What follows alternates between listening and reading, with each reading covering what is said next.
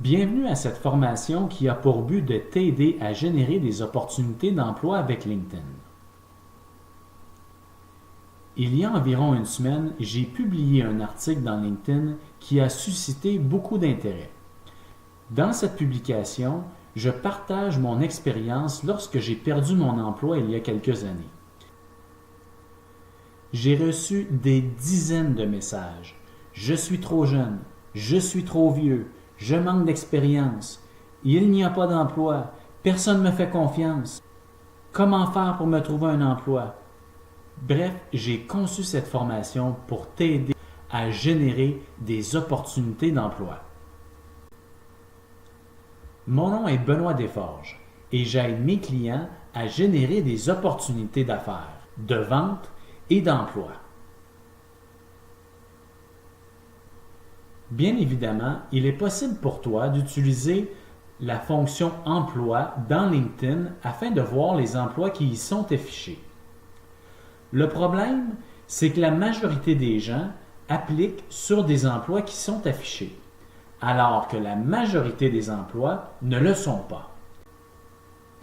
La chose la plus importante est d'avoir le bon état d'esprit.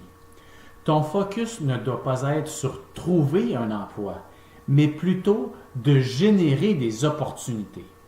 Pour y arriver, tu dois focusser sur le processus qui t'amènera à générer ces opportunités-là. Tu te dois donc d'être actif et non réactif. L'objectif est de générer des conversations sur LinkedIn. Mais ultimement, c'est d'amener ces conversations hors ligne, c'est-à-dire des conversations téléphoniques ou en personne. La réalité, c'est que les gestionnaires embauchent des gens qu'ils connaissent, des gens en qui ils ont confiance. Pour trouver ton emploi idéal, tu dois identifier clairement quelle est ta cible. Je vais te montrer comment définir ta marque, donc quelle est ta pertinence vis-à-vis cet employeur idéal, prouver concrètement ce que tu avances, donc comment es-tu pertinent à cet employeur cible, et finalement comment augmenter ton nombre de relations et d'interactions avec des entreprises et des gestionnaires qui correspondent à ton employeur cible. Commencez d'abord par identifier clairement quelle est votre cible. Quel est le profil de l'entreprise idéale et quel est le profil du gestionnaire qui est susceptible de vous embaucher.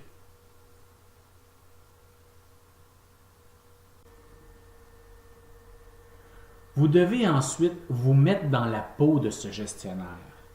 Qu'est-ce qui les motive? Qu'est-ce qui les garde réveillés la nuit?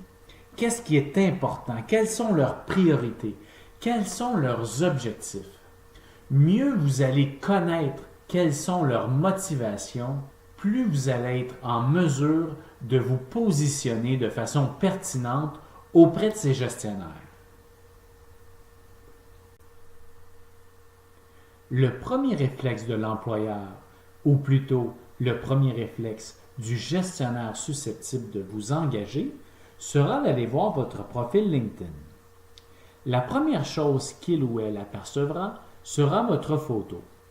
Je vous recommande fortement d'investir un 100 à 150 $ afin d'avoir une photo de vous prise de façon professionnelle. La seconde chose que ce gestionnaire apercevra sera l'image en fond de plan. Si celle-ci s'apparente à ce qui l'intéresse ou à son industrie, vous aurez davantage son intérêt. Son intérêt sera ensuite porté à votre tagline.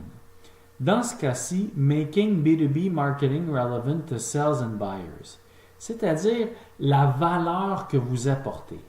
Votre objectif est de susciter un intérêt, la curiosité, afin que celui-ci ou celle-ci aille lire un peu plus loin dans votre profil.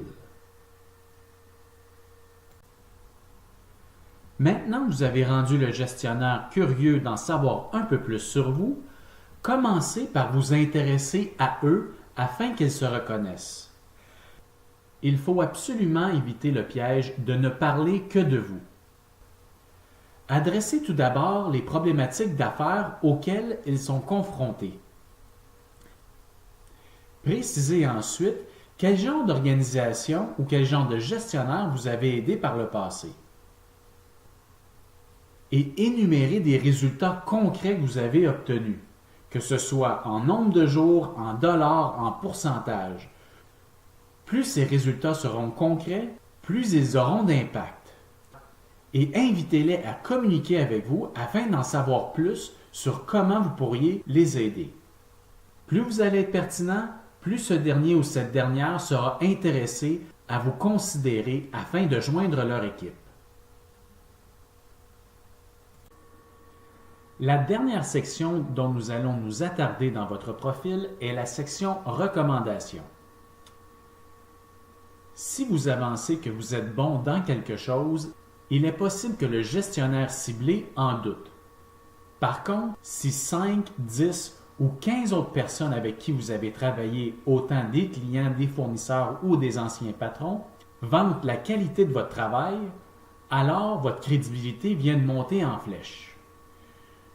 Je vous recommande fortement de vous assurer d'en avoir au moins 5 de façon à ce que votre crédibilité soit optimale. Maintenant que votre profil est solide et crédible, nous allons maintenant identifier qui correspond au gestionnaire de l'employeur ciblé. Dans la fonction Recherche de personnes dans LinkedIn, vous pouvez appliquer des filtres afin d'identifier qui sont ces gens. Filtrer par industrie, par géographie, par entreprise et également en spécifiant le titre du gestionnaire. Et appliquer la recherche.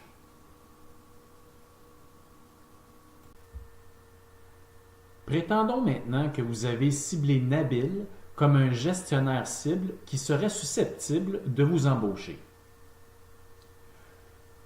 Voici une série de petites tactiques qui vous permettront de vous faire remarquer. Vous pouvez tout d'abord aller visiter son profil 2 à 3 fois par semaine. Nabil recevra une alerte qui l'avisera que vous avez visité son profil. Il est possible qu'à son tour, il s'intéresse à vous et vienne visiter le vôtre. Vous pouvez ensuite le suivre. Ainsi, lorsqu'il publiera du contenu, vous le verrez dans votre fil d'actualité. Il saura alors que vous vous intéressez à lui. En visitant son profil, vous pouvez voir ce qu'il a publié dans le passé et vous pouvez en apprendre davantage sur lui et sur ses intérêts. Votre but est d'essayer de trouver des choses que vous avez en commun avec lui, car ceci vous donnera un contexte quand vous essaierez de rentrer en communication avec lui.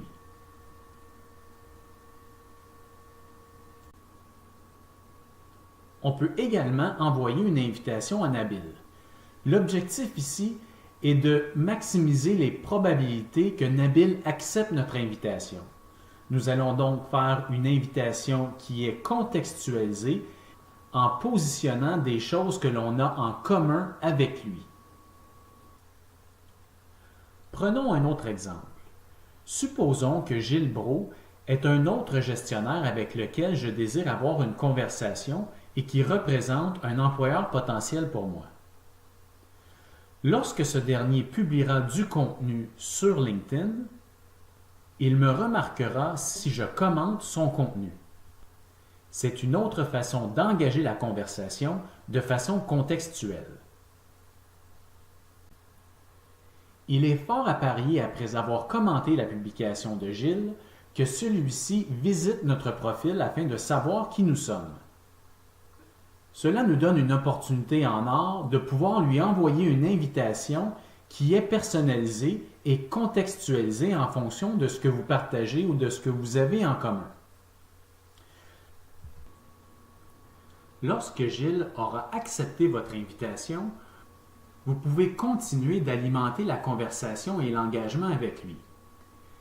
En connaissant mieux ce qui l'intéresse, vous êtes en mesure de partager du contenu et de le taguer dans votre publication afin d'obtenir son engagement.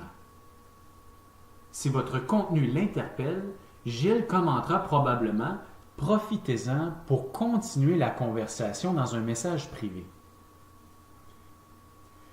Votre objectif est d'amener la conversation hors ligne, c'est-à-dire d'inciter Gilles à vouloir vous parler au téléphone ou à vous rencontrer en personne.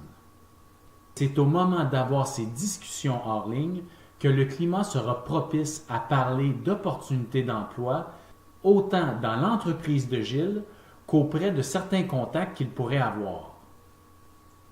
C'est de cette façon que vous découvrirez les opportunités d'emploi cachées. Il y a évidemment plusieurs façons de générer des conversations sur LinkedIn et de les amener hors ligne, la seule limite étant votre imagination. J'espère que cette formation vous aura été utile. Je te souhaite la meilleure des chances. Mon nom est Benoît Desforges et je suis un coach en social selling. J'aide mes clients à générer des conversations d'affaires, d'emploi et de vente.